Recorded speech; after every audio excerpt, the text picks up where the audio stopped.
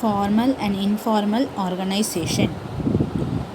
Organization structure is being classified into two types: formal organization and informal organization.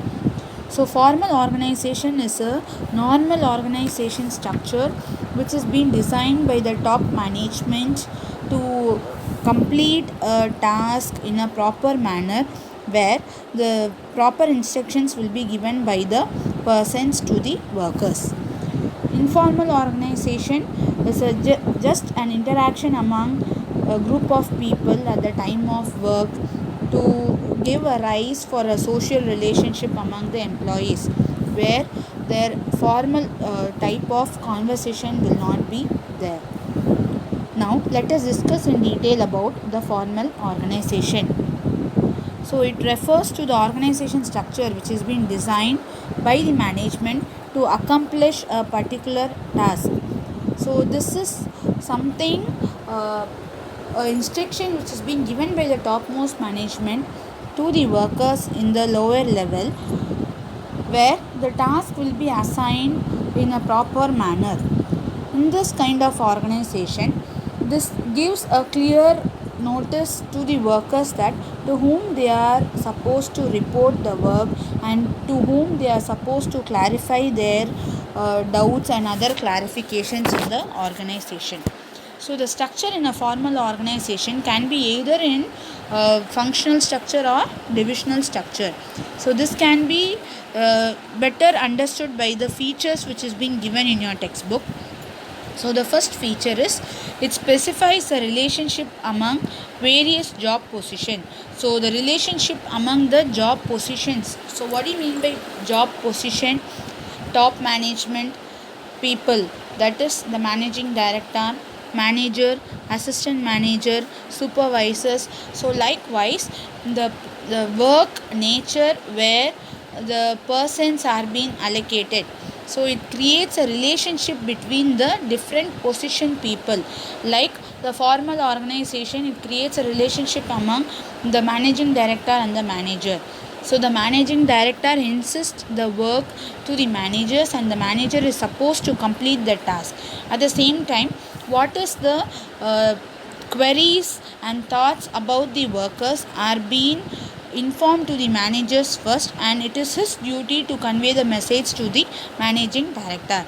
So likewise the relationship will be carried out in a better manner, and this also clarifies to whom has to report, that is to whom the report are to be submitted and whom they are answerable to. The second point, it is a means to achieve the objectives specified in the plans, as it lays down rules and procedures essential for the achievement.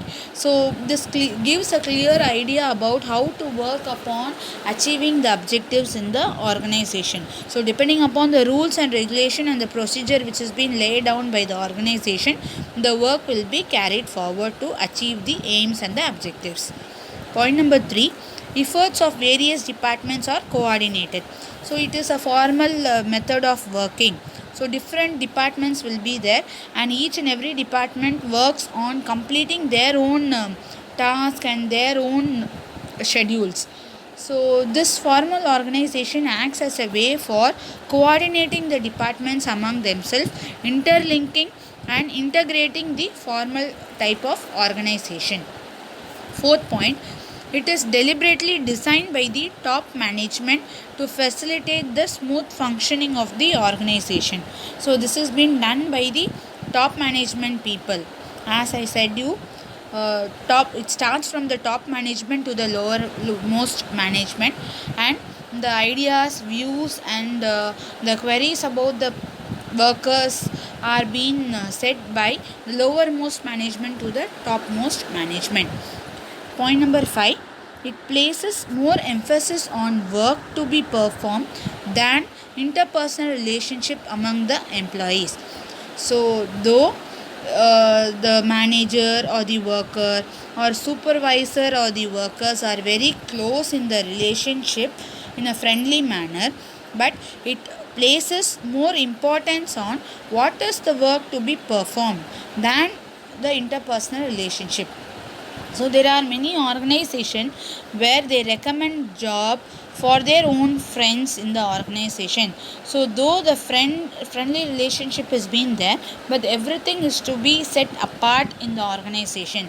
So this relationship is mainly meant for emphasizing what work a particular person had to be completed, and whether the work is being completed by him in a successful manner or not. So this kind of modification is only to be there in the formal organization. Advantages of formal organization.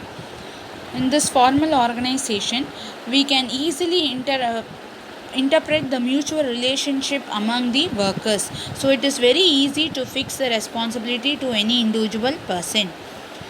The second thing is, because the duties are being clearly specified in the organization, so there will not be any confusion or any queries among the workers to implement the duty that has been assigned to an individual person, and there will not be any duplication of effort or duplication of work also.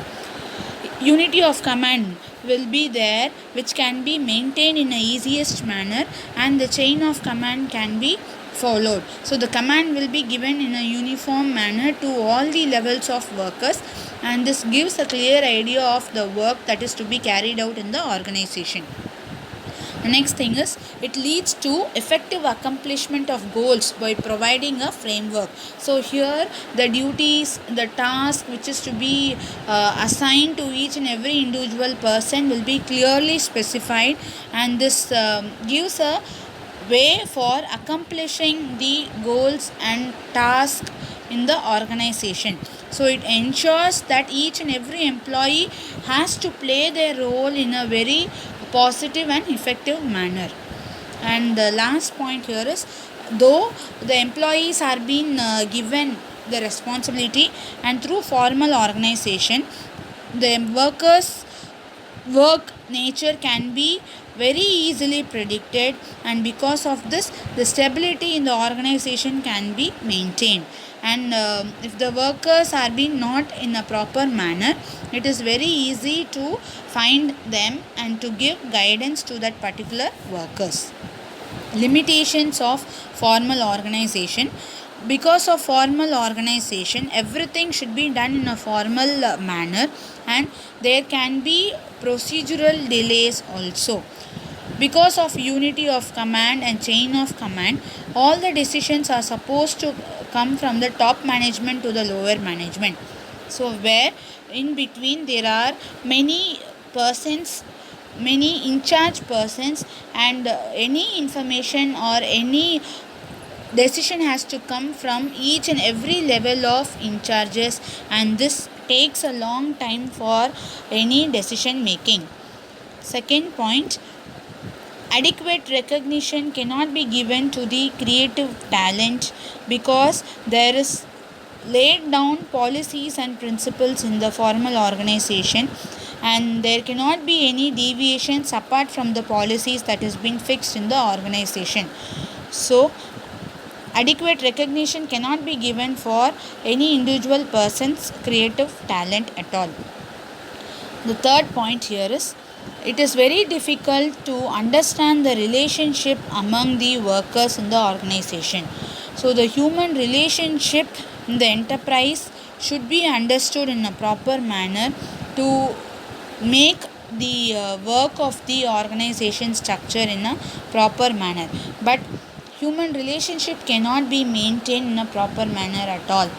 Any kind of work which is being completed, so it will be noticed in a different manner by different persons. So at one point of view it may be considered as a very positive and a very good task, but the same task will be considered by a different person in a negative manner, and he may think in a negative way where it will not be liked by him at all. So likewise, it is very difficult to satisfy the persons in the organization. So hence, the formal organization does not provide a complete picture of how an organization works. Though this is very helpful and it is very useful for passing on the information, to interrupt how the workers are been working to make the organization in a very stable manner.